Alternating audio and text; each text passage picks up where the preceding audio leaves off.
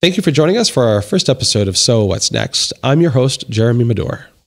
And I'm your co-host, Kristen Smith. And today we're joined by Jenna Mooney.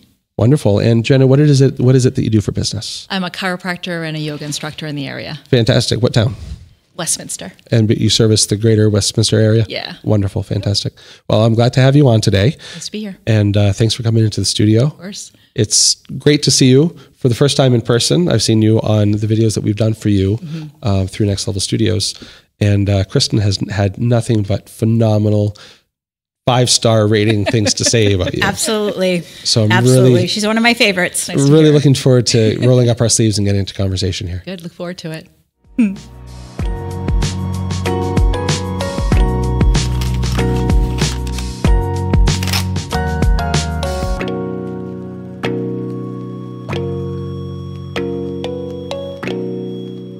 Our first podcast for the channel that we are producing for Next Level Studios. Oh, excellent. Okay. We've been doing another podcast for Medor Photography for ever since like November last year.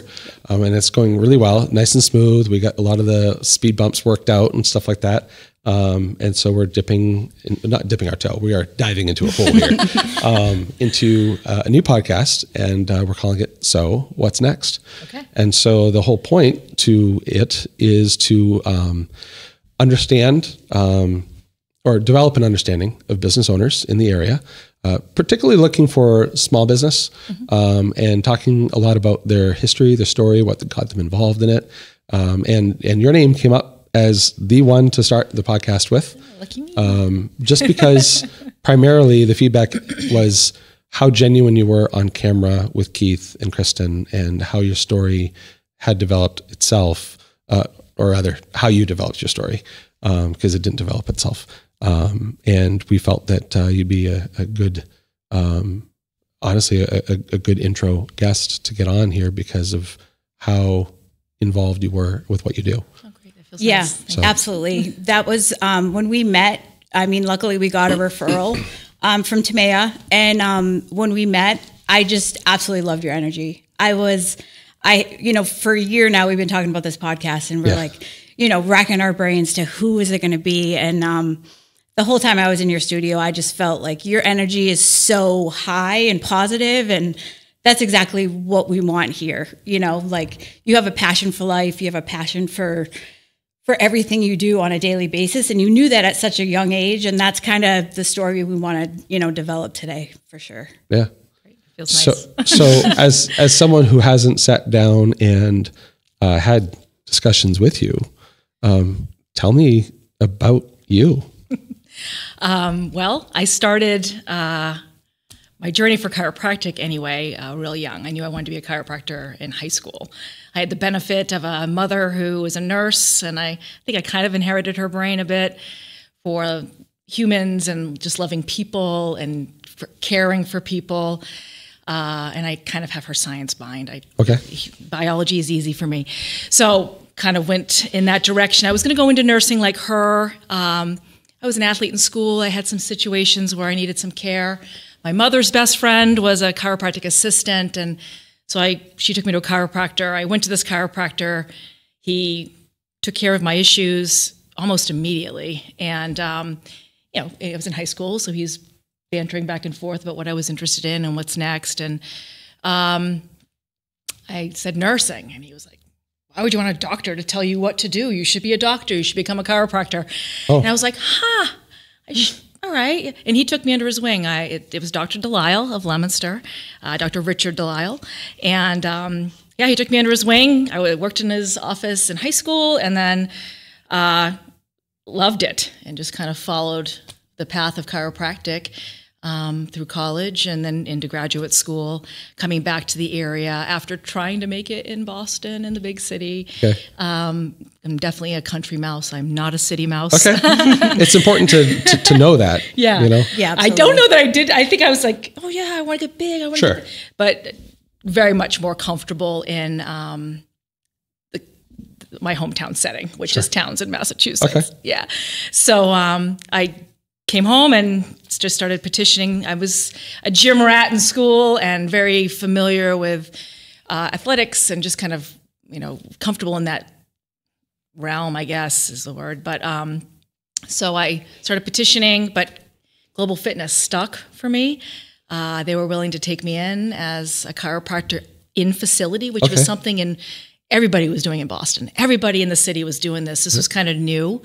And Global Fitness was like, yeah, I'll take a chance with it. Sure. Let's bring this chiropractor in. Okay. And I developed my practice there. Got started there in 1998 as a solo practitioner, having not enjoyed being an associate in the city. And really, I get a little emotional about it. Bonica's at Global Fitness really helped me build my practice. John is an excellent salesman, and Kathy is a caring being. And they took me on and got me teaching classes. And they believed in you, and you in turn believed in them. Truth. And it was a good symbiotic relationship. Yeah. And the teaching part, they took me in as an instructor, as a new yoga program they were trying to develop, and I feel like I've become part of the community because Global Fitness was part of the community. I was, by facto, Townsend, used to being this small, it wasn't not my community, but, it's Townsend. And I was comfortable in that right away. And I was in the gym, so that was comfortable to me. Right. And much to my surprise, teaching became comfortable to me. Okay. Being on the setting at Global Fitness is being on a stage. So teaching became something that I never thought would be natural for me, but became very natural to me to be in front of an audience and relaying motion and interesting. And being able to interweave it really with chiropractic, which I don't know, it's just turned into this really that's a fascinating, blend. awesome thing that That's I never a real thought. blend. Yeah. Yeah. Okay. You come out of school and you think you're going to be this certain thing, or chiropractic is this certain thing, and it turns into something. And it's not just in that field. Yeah. A lot of us, I think, exit our young adult life. We're like, oh, we got our ducks in a row. We know what we're doing. And then life goes like, no, hold my beer. You don't know what's going on. You're about to learn, though. Yeah. And so you remained flexible and adaptive to that. Yes. And it presented a lot of opportunities for you in the process. Definitely. All Definitely. right. And it continues to do so. Yep. Right. And I think that's when you're so passionate about something and you just feel so good about it, you have that to go forward, and you have somebody, behind you with the folks at Global Fitness. When you have somebody that believes in you, you just go for it. You're like, okay, I kind of feel similarly, in this business, when you have somebody above you that believes in you, you start believing in yourself and you just go for it. It's very truthful. Sometimes I think a lot of us, and I don't think we give it enough credit, need that urging or that push from others to experience or discover something about ourselves that we didn't even know existed. Yeah. And so it sounds to me like the teaching element actually ignited something in you that you didn't expect. Yes, for sure.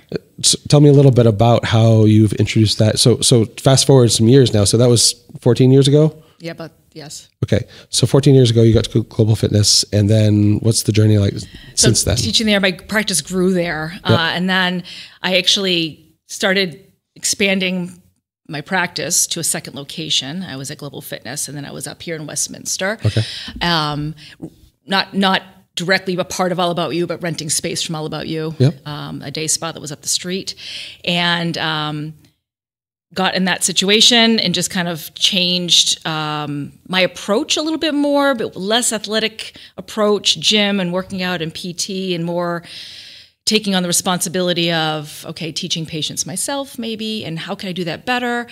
And I, at the same time, was getting into yoga for myself. I was having some issues physically, and I was doing yoga or practicing yoga in a way to help myself. Okay. And I was like, this is helping me quite a bit with my spine issues. I treat the spine. Maybe I should become certified in yoga. So I went through yoga training, a 300-hour, then a 500-hour, and it's become this amazing tool for me to help people, I hope, understand that there are things you don't need to depend on me as a practitioner to depend on. You have so much more control if you're willing to listen to your body and take some cues. And while you may not know necessarily the avenue, if you can find somebody to trust, maybe somebody like me, to direct you in a certain way that maybe you can also find these things. My thing is yoga. Sure. I feel like yoga is your self-chiropractor. Okay. I stand by it. I feel like if you have a good yoga practice, you do not need a chiropractor. Just for us to tweak you. Okay. You know, just for us to like keep you going. Or sometimes there are some things that are sticking points at chiropractor. You need your chiropractor or whoever you go to for your manual therapist if you choose that direction. But I truly believe that if you have a good yoga practice, you will need your chiropractor and massage therapist less. Interesting. That's a bold. That's a big statement. Yeah. So tell me a little bit about how somebody would go from not doing yoga at all and delving into that pond. That's the tough part, because I feel like a lot of people will go into a yoga class and there's just so many styles of yoga, so many different approaches to yoga. And personalities involved. And personalities, so true. Yeah. I mean, we're all human, bringing our human factors into this. And we're all in there for a different reason, you know, and so the instructor can't possibly... Which is the magic of it, though. Right? Like the human element is the magic of it, right? Yes. Because if it was just a strict technique thing and only a technique thing, it wouldn't feel like a community. Mm-hmm. Yeah, 100%. It's just when people go in and if they're frustrated with it, or they didn't like the teacher, or they didn't like the style, or they didn't understand the language, then they might quit, or they might not know what to do. So that's why it's good to try different. We were talking about hairstylists earlier. It's good if you don't have one you like, you can try somebody else. Same thing with chiropractic. I mean, chiropractic, all of us, we all do something a little different. We all approach it a little differently. We all come in with our personalities, our experiences, things that we believe. Humans are not a perfect science, unfortunately. It's not like far from it. What's going to work for you is going to work for you. Right. That's what's really important to understand. Yep. And the older I get, the more I'm understanding that. Yeah. You know, it's not a one size fits all. It's not. You took the words right out of my mouth. Like, like you go into these classes, and I've been into classes for yoga before, and you know, like you said, the language, the moves, like, you know, it's foreign, and it depends on like who you are and how you can teach. Right. Can you tell us a little bit different how your classes differ from like other studios? I'll blend it right in with my chiropractic practice too. I always say I'm a good starter chiro because I won't keep you if I can't help you.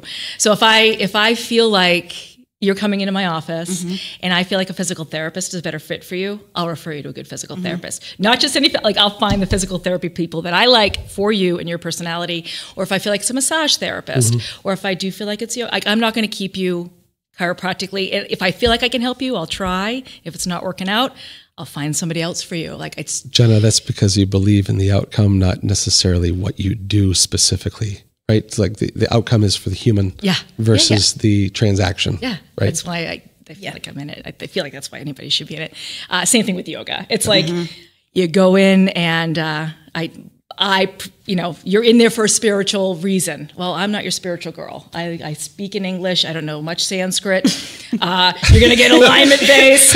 Right. You know, it's not going to, you're not going to get a lot of, you have no ohms in my class. So it's, yeah. And so you're like, wow, I've had people say, really, you're not very yoga. I'm like, I believe that I'm bringing you yoga the best and genuine way that I can with my being and my knowledge. And then if you were to want more from yoga, then I can help you find the instructor in my area that can help you. But it's not about being comfortable in my class. It's about being comfortable in a class. And and that's what I found most compelling about you, is that you're a businesswoman, but it's not about you. It's about others.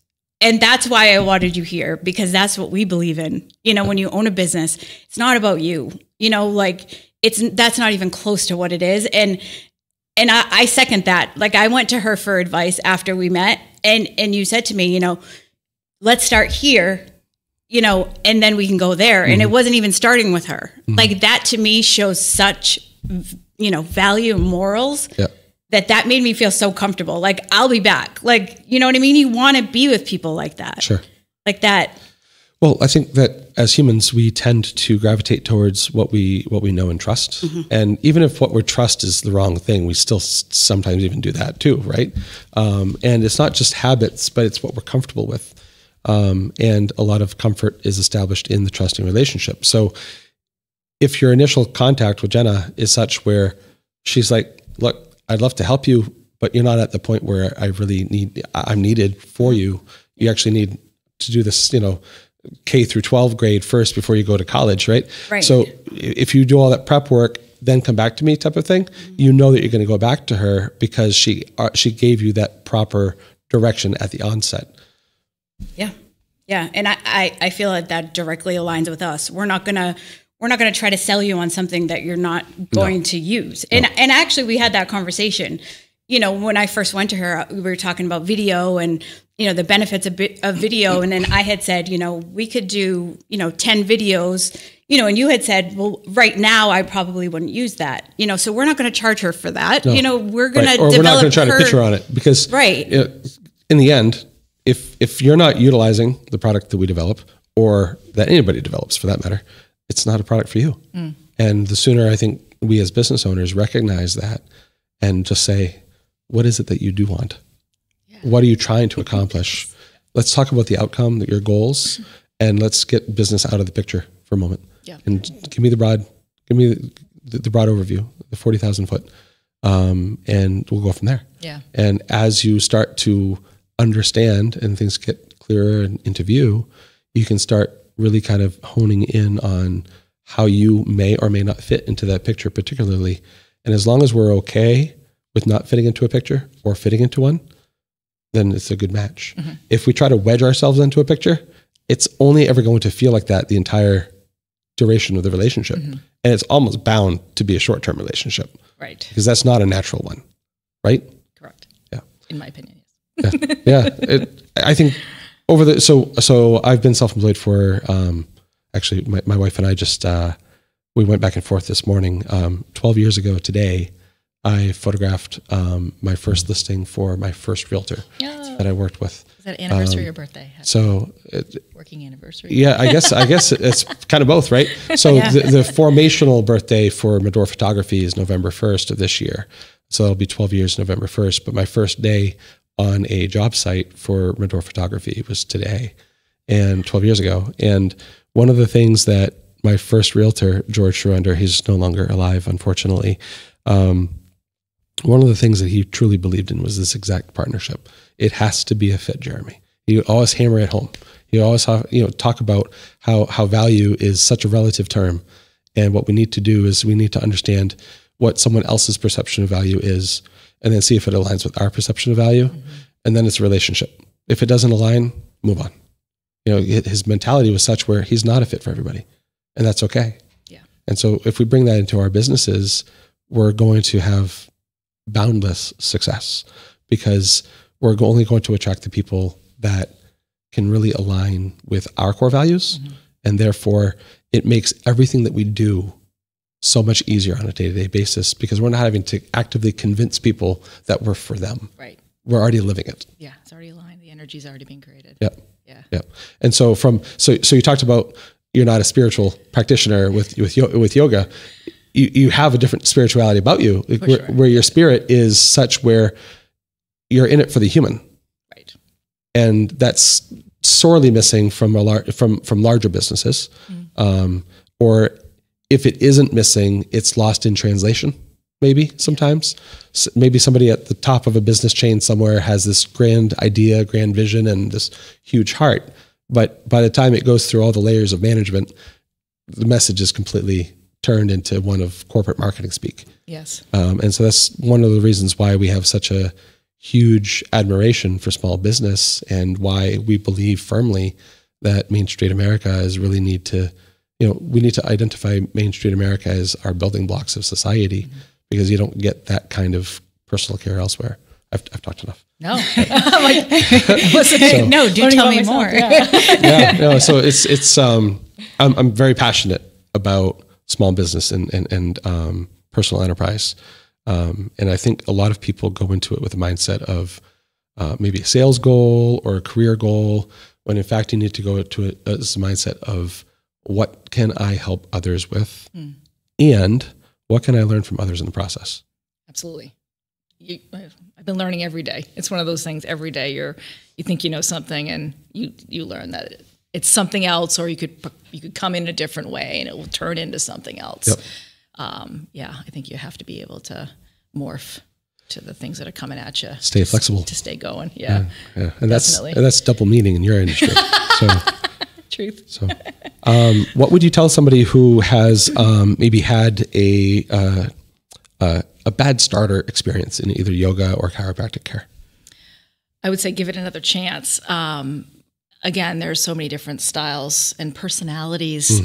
I use the hairdresser thing all the time. Just because you had a bad hair cut from one hairdresser doesn't mean they're all bad. I do my own, thanks. So try somebody else. And I'm always. It's funny because people have I don't want to say people have a bad experience with me, but if for some reason my techniques don't sometimes work, it's not a fit. Yeah, sometimes it's not a fit. So I'll be like, I really feel like chiropractic can help you. Try this colleague of mine down the street, or try this approach, because I truly feel like chiropractic is the answer. It's just not my approach. Okay. So I would say try with chiropractic anyway. Give somebody else a shot, or somebody you really, really trust. Ask them for a referral. Sure. And I mean, like family member, friend. Sometimes the doctors aren't always in on exactly what's happening in on the offices. Or there's a relationship like golf, Right.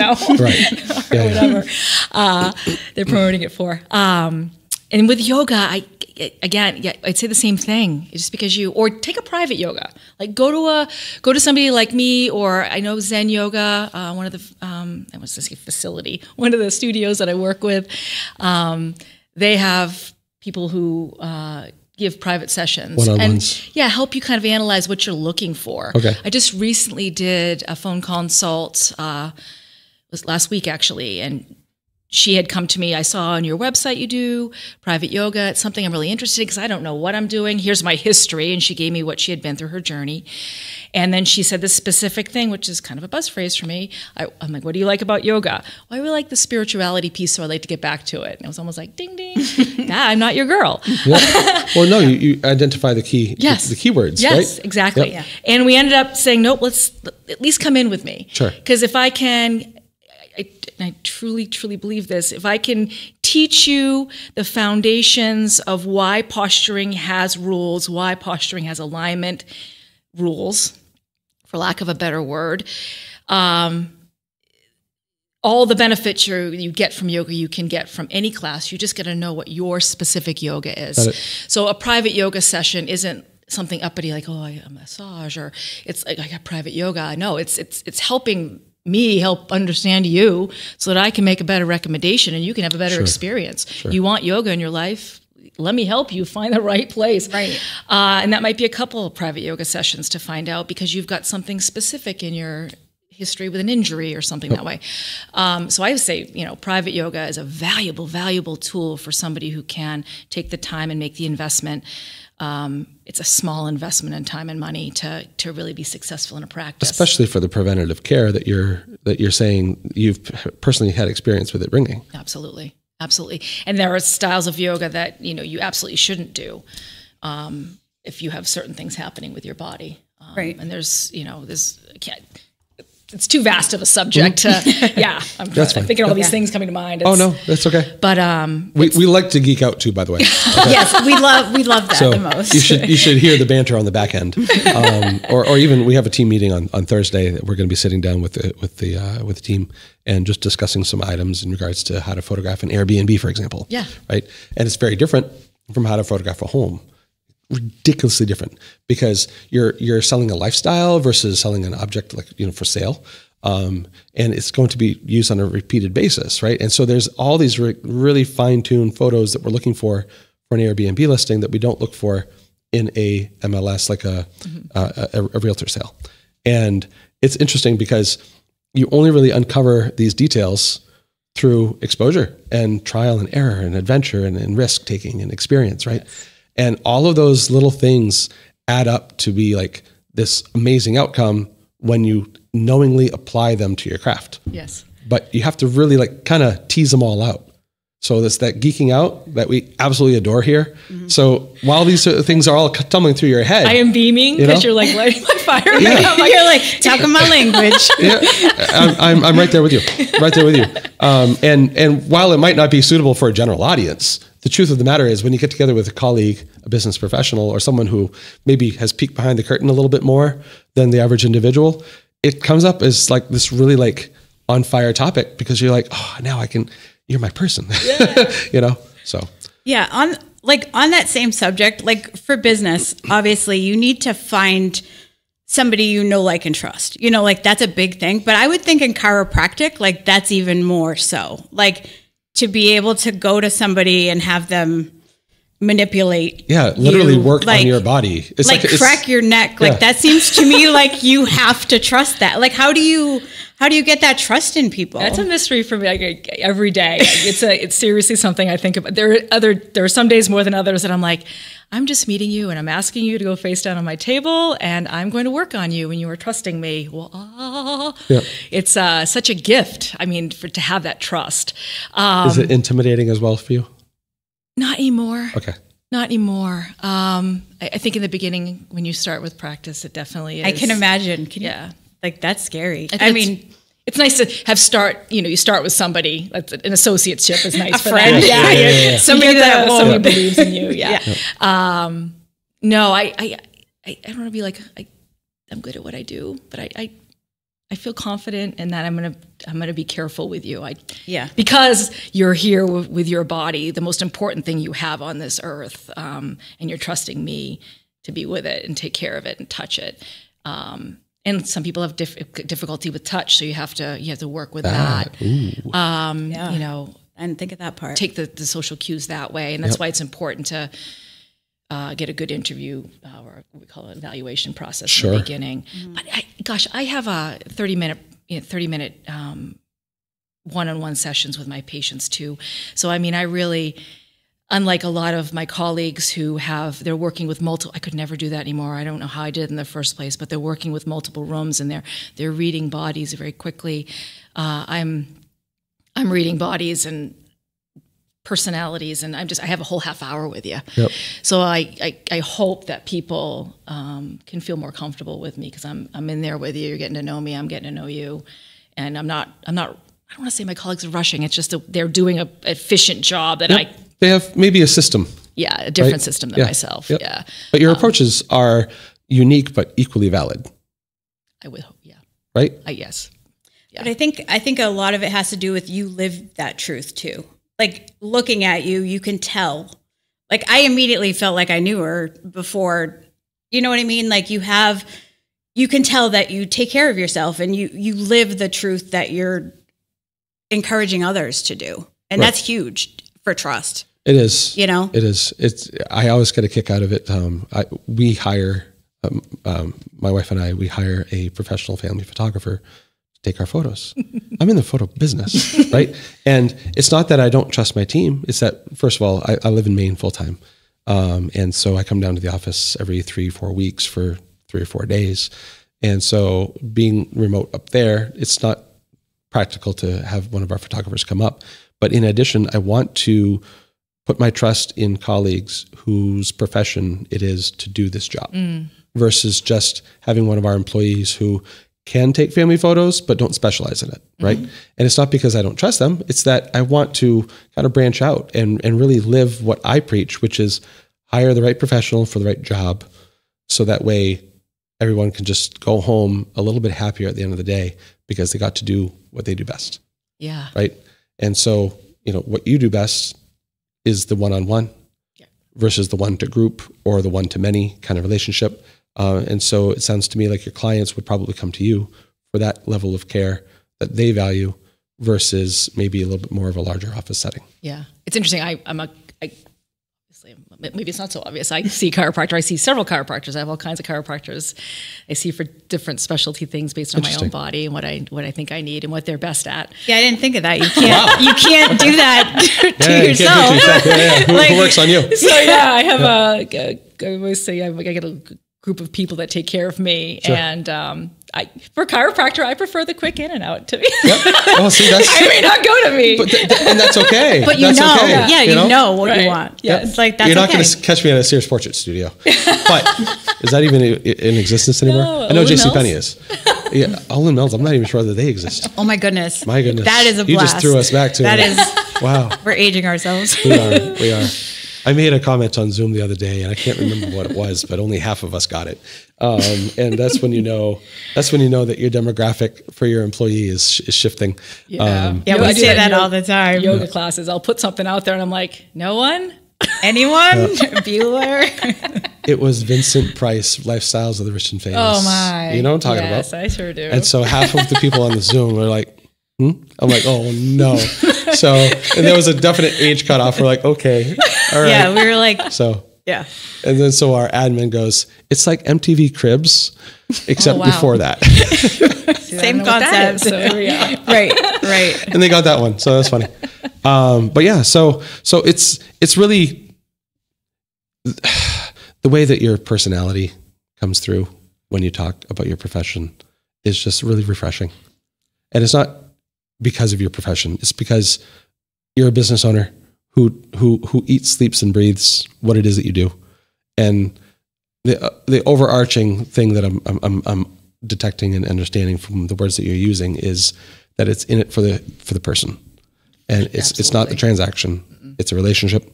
It's built on a bedrock foundation of trust and confidence and understanding. Yes, and those are irreplaceable tenets, I think. So I agree with any profession, but yes, with any profession. Yeah, like human care, I feel like you really need to. Yeah, you're not selling widgets. You're not selling widgets. You know, I think that there's probably some levels of industry that you could probably dehumanize safely if it's like an object that you're selling versus a service. Mm-hmm. But even then, I still feel like the absence or the void of that personality requirement, or that not requirement, the trust and the confidence and all those intangibles, I feel like the absence of it does a real disservice to our planet in general.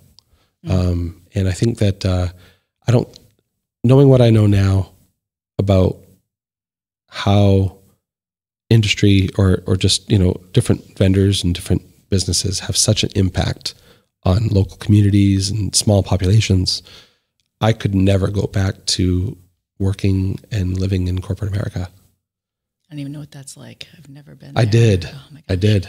And I did too. Yeah. It seems so much. It's not good. We should have an episode on just that. Yeah, we definitely should have an episode. It's like when I came to work here, it's just like worlds of difference, like night and day. And I know you've had that experience too. And that's what brought you here. Yeah. Yeah. Imagine that you have all these motivations in life and goals, and you have your wind in your sails, and then you go to work for somebody and they basically rip your sails to shreds without you even recognizing it. And you wonder at some point, why am I not going anywhere? That's what living in corporate America is like. Okay. It takes all of it.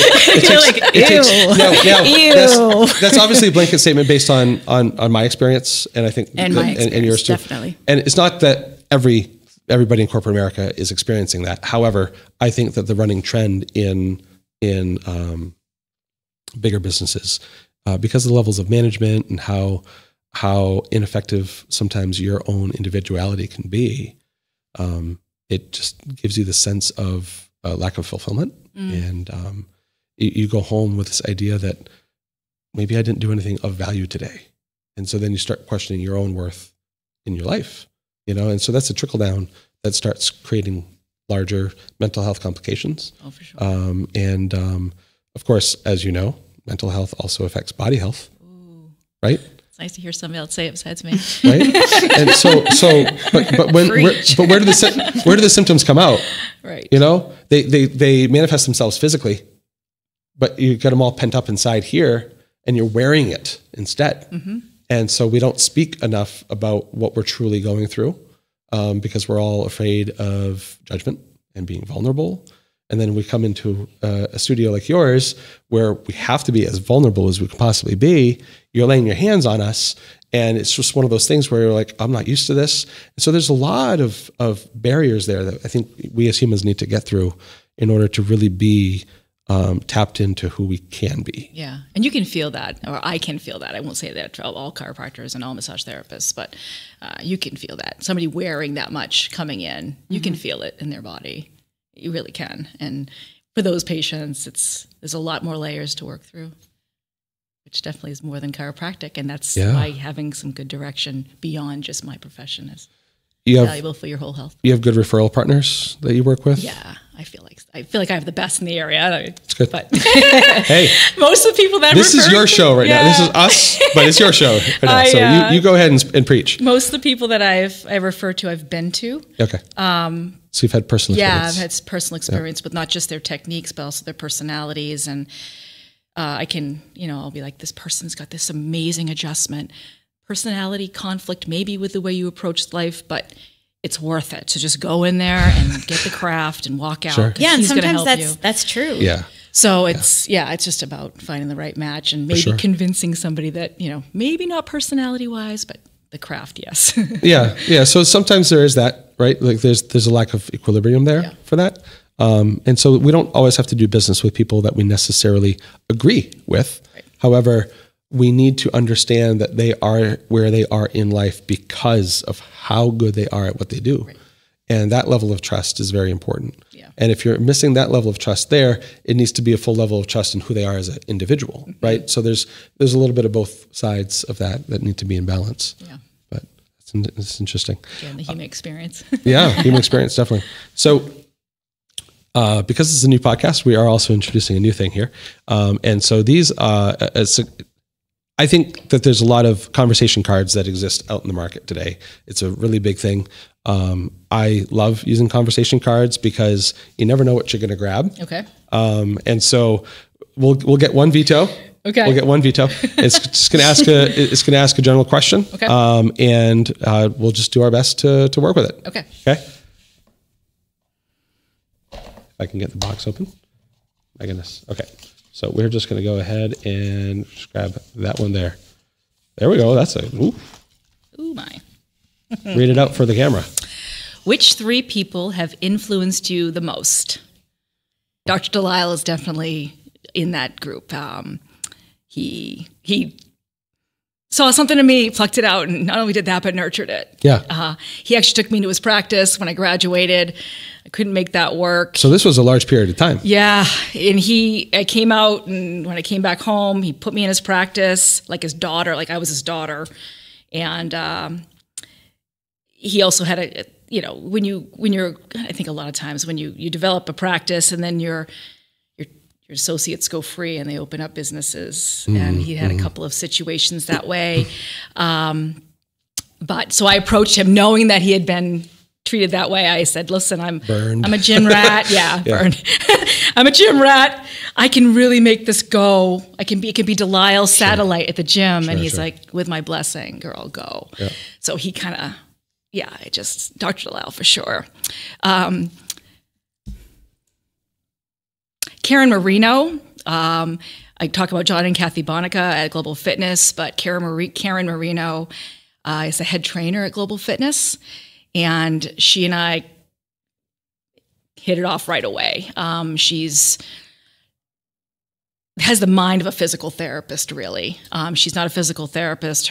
She's an exercise science specialist, but she sees the body in motion in a different way.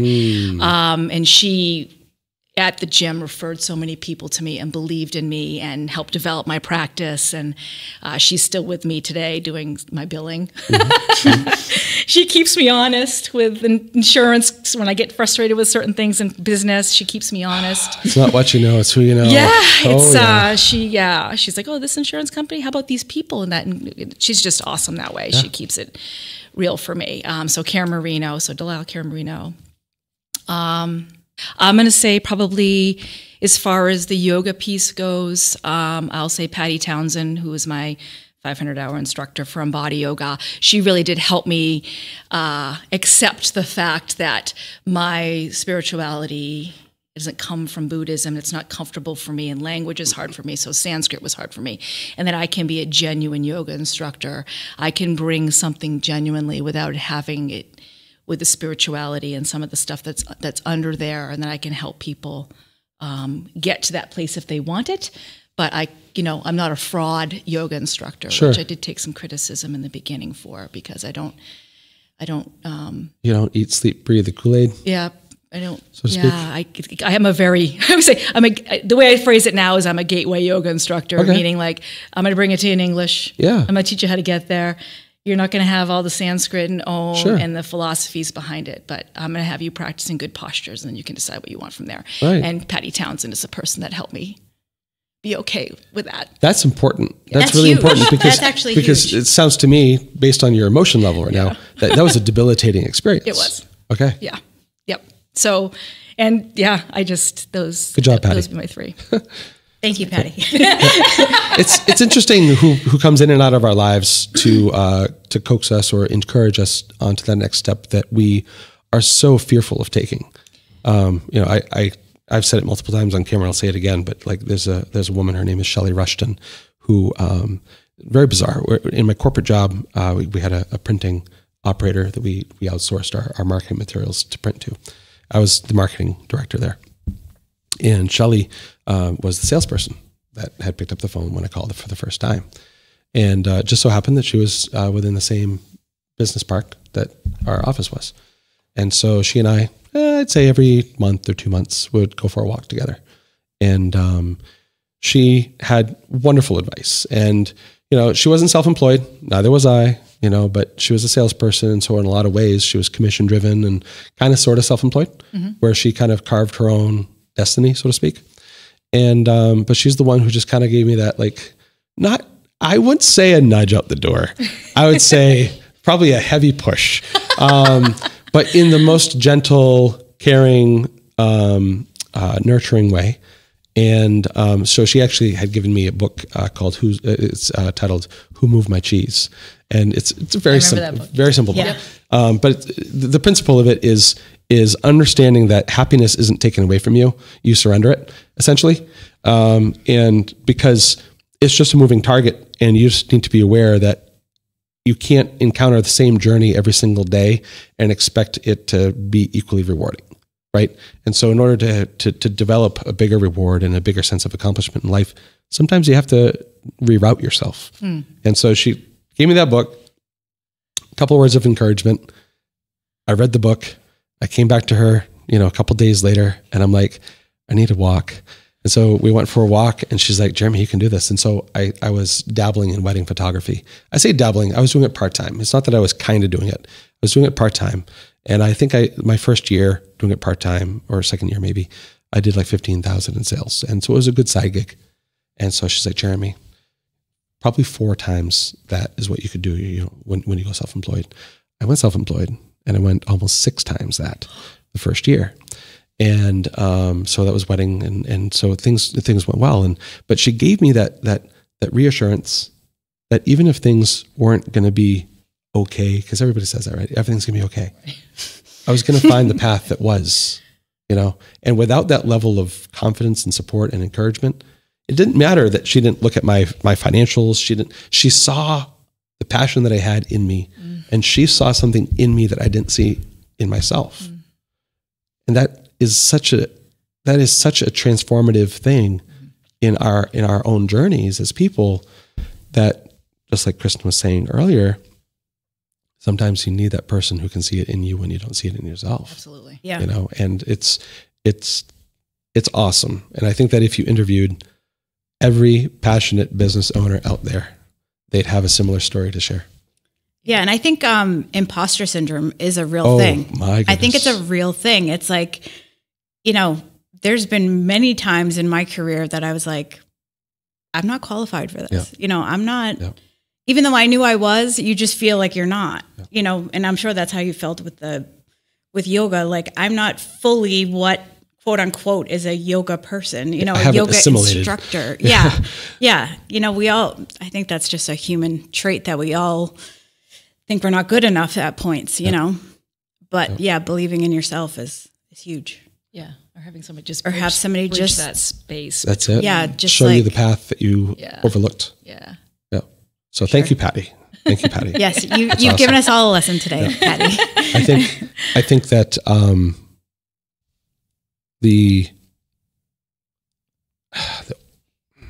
the spirit that came from you at that third name was probably, I think, single-handedly the biggest influence that came to mind for you. Probably. And because it was the one that you didn't necessarily have to search for, but you had to feel it okay to say.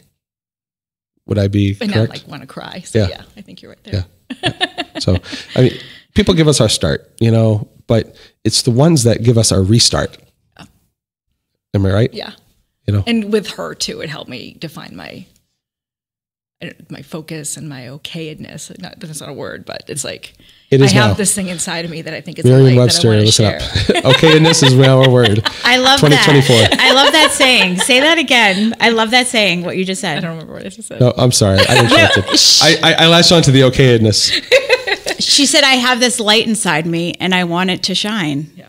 And that's honestly that's why we wanted you here, because that's what we're trying to find in people is their light. And, I remember the first time we met and you were like, you were a little hesitant in doing a video because you were like, I don't know if I have stuff to say, and we talked about how it's like this and it's conversational. And I think by the end you were like enjoying it. Yeah, I was for sure. Yeah. Like you were letting your light shine. Yeah. And that's really what we're trying to do here is helping you to believe in what you're doing, as much as, and sharing it with people so they can see it, firsthand. That's partially you. That's you guys showing up and recognizing that, okay, she's nervous about talking about it, so she might not have something to say, and just being able to draw it out of me. I think that's another gift when somebody can draw something out of you. Absolutely. That you didn't know you could do. Yep. I think goes along with the same thing, I think. It does. And that's truly really what we love about what we do every day, Well, I think that's what gives us fulfillment, because we see people, they were already well alive before we got in front of them on camera. But to see them come to life in front of a camera, and it's not because of like some pride thing or some ego thing. It's a confidence. It's a vulnerability that they're willing to show. And that's a certain peek behind their curtain that we get to have. That's a little bit, it's intimate. Like you talk about it being intimate, to touch somebody for chiropractic care or even help pose them for a yoga session. This is intimate in a very different way. It's not so physical, but it is a very emotionally intimate. It's potentially that if people allow for themselves to open up like that. Yeah. Right. And I think it's one of the things that for me, it's like, okay, I'm now putting myself out there to not just my little practice where I feel safe or my little yoga people, not little yoga people. That's not what I meant to say. Take that out. Take that out. We're not saying little yoga people. The small community because yoga is a vast community, the small community of yogis that I participate with. That's what I wanted to say. I'm in this group and I'm comfortable. But to bring myself to, I'm going to put my video on my webpage and I'm going to entrust you guys to bring out the best in me. Hello, I'm 52. I dialed a phone. I didn't have everything. Here I am. People are going to judge you and they can comment on you. And they're going to say scary things and they're going to Google review you. And it's all based on, what I'm putting out there. Yeah. That's an incredibly intimate thing in my mind. I'm taking something incredibly sacred to me, which is my business. And I am trusting to be out there to the masses, not just my trusted group. Yep. It's not protected anymore. Yeah. So I think you guys are doing something wicked important. Thank you. To take that piece and recognize that it's an incredibly important part of business, whether I want to believe it or not. I got to get out there and, you got to trust the people you're giving yourself to put it out there. Yeah. So I think we're redefining what organic growth looks like in small business. It used to be that it was just word of mouth, right? Organic growth to a lot of people was just, my sales went up because my clients went up and my clients went up because more people talked about me. Okay. That's good. That's a perfectly viable method of growth. But there's a certain ceiling that happens with that because in our business anyway, a lot of our clients might not give our name to other clients because they don't want us to become unavailable for them.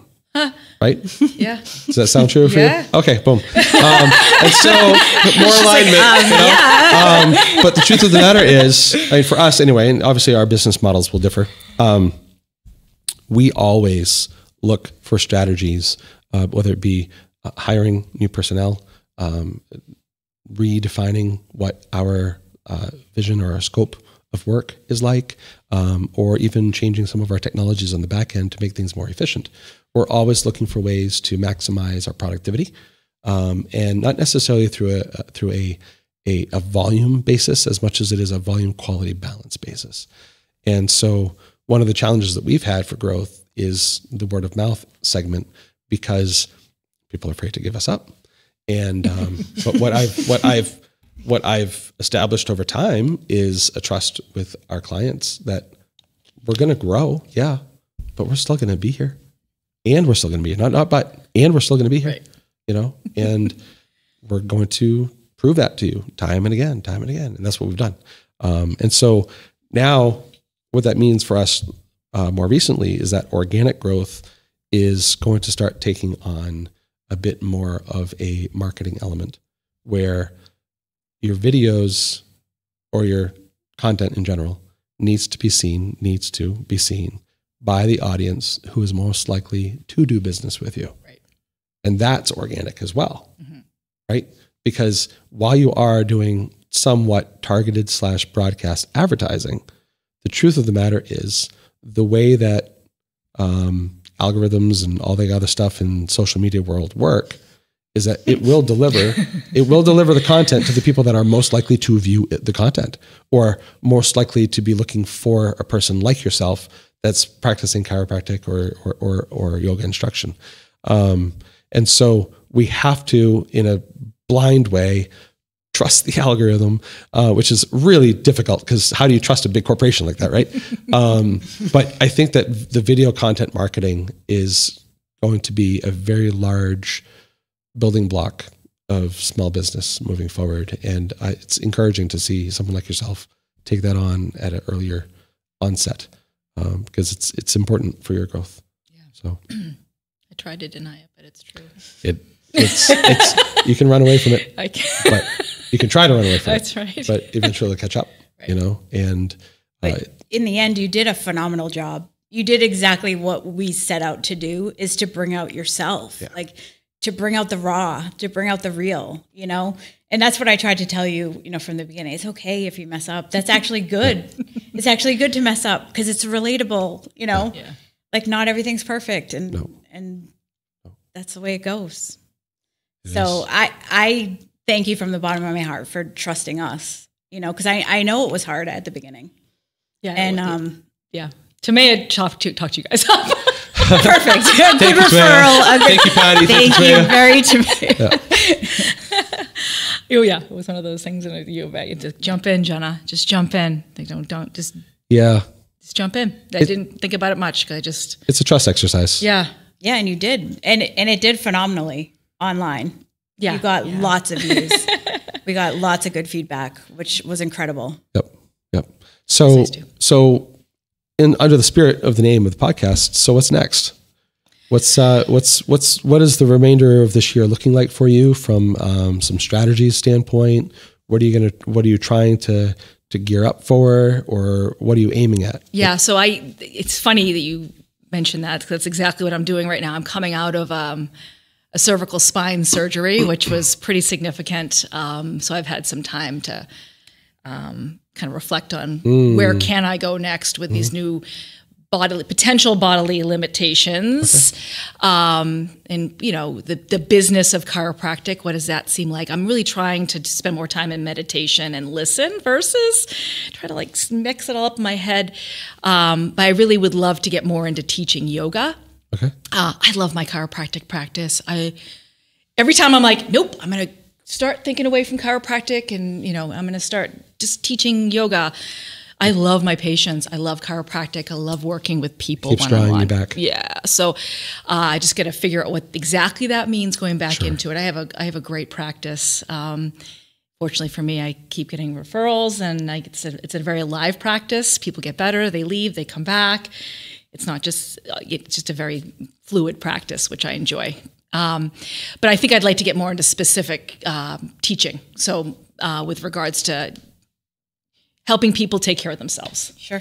Helping people understand that they can take care of themselves and what's the best avenue to do that. So right now, workshops is what I'm looking at, series classes, things that are very specific to a body part or alignment-based or specific things that way. Offering private yoga and deciding what that means. For me, there's all kinds of different people get private yoga every week. You get to choose. Yeah, and right now I'm at this place where I've been out of work for 6 weeks. I've been gone, and I do have some new limitations physically. If I want to keep going, I want to work until I'm 75. That's not an exaggeration. I want to keep doing this. So how do I keep doing that? You derive joy from this. I seriously do. And you wouldn't want to walk away from joy. Nope, definitely not. So I think to answer the question, I'm hoping to get in. I'm not hoping to. I'm preparing to. Yeah. There you go. Yeah, preparing to do more focused classes. You will be. I will be doing it. Yeah. It's one of those things that it's going to come. It's just a matter of getting it out there and getting it done. So I've been on a kind of a respite, so to speak, for the past 6 weeks because it's just required to physically while the fusion helps in my neck and does its own thing. And I started driving again last week. So got some freedoms, can get some. Welcome back to the road. Yeah. It's nice.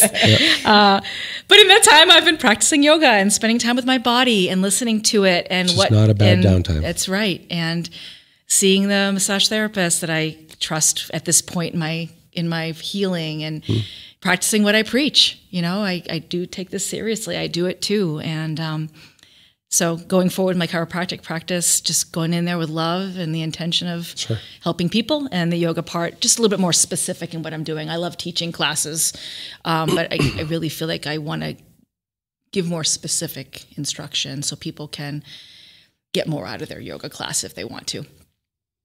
Excellent. And why wouldn't you want to? No. And everybody should want to. Well, so that's the truth of business, right? What more can you do with what you already have? Yeah. Yep.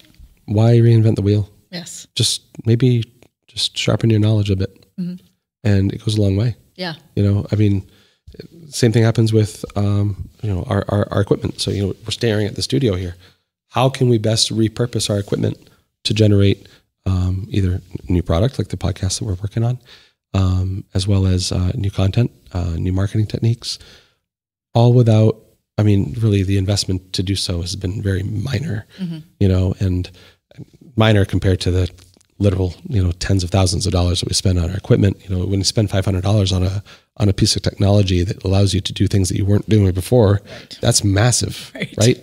And so similarly, doing one-on-one classes or even, coaching sessions or whatever. Or getting into video. Yep. Getting into the media. And that's something that it's like, okay. Yep. But it's something that it's my fear step. And that's the challenge right there. All right. That's where you guys are. Well, if you need a push. I know. You know who You're to call. one exit away. One exit away. Yeah. And I can give everything from a gentle nudge to a solid pat on the back. Yes. So, but in all seriousness, we're really hopeful to see what's next for you. Yeah. Thank you. And maybe we can have you back a year from now and see how things are going. Great. I love it. So. Yeah. Thank you so much for coming. Yes. This was appreciate awesome. being here. It's a new venture for me. So it's going to help me get more familiar and more comfortable. And that's an important part, right? So it's part of growth that's the most intimidating is taking that first step. Yep. And so hopefully this is the first step of many steps. Yeah. So, yes. Thank you. It will be. Appreciate you guys. Thank you so much for having me. Thank you so much.